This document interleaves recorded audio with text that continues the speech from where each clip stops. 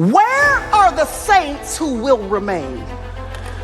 Where are the ones who have decided that come hell or high water, I've decided that as for me and my house, what we gonna do is we gonna serve the Lord. That the political landscape may change, that all those around us may change, that our financial situation may change, but no matter what happens around us, we've decided that we have made a decision to follow Jesus. Where are the saints who will remain? Why is it that it's becoming harder and harder to find people who are plain old flat out faithful, that have decided to follow Jesus, that have decided there's no turning back? There's no turning back. I don't know if you know what it's like to live your life when God is talking to you.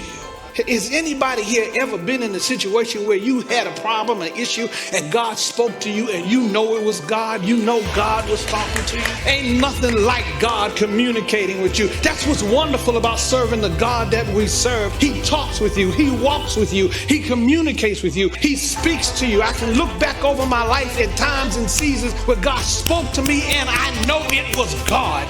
There's some things I prayed about and didn't discuss it with anybody, didn't talk to anybody about it, but yet God communicated to me and I know he was using a situation to speak to me, and it could be nobody but God who spoke to me. Do I have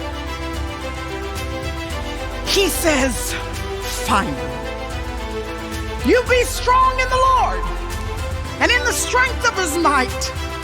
He says, put on the full armor of God so that you may be able to stand firm against the schemes. Somebody say schemes. Against the schemes of the devil. He says, we wrestle not, we struggle not against flesh and blood, but against the rulers, against the powers, against the world forces of this darkness, against the spiritual forces of wickedness that are in the heavenly places. He says, so therefore, you might as well just go ahead and put down all the weapons of this world that aren't working for you anyway, and take up some weapons that actually have some power.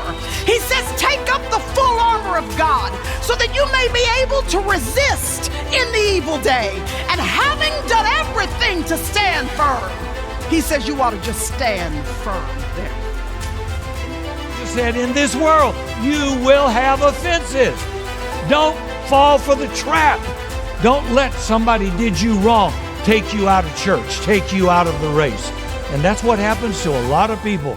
So many believers start well, but they don't end well. How you finish the race is a lot more important than how you start the race. And nobody cares who lined up first. Most observers don't even remember who was lined up first. They only remember who finished that race, who won that race. So it doesn't matter how well you start, because you can start well, but if you don't finish, nobody cares, right? And conversely, you can have a lousy start, but if you finish well, that's what everybody will remember.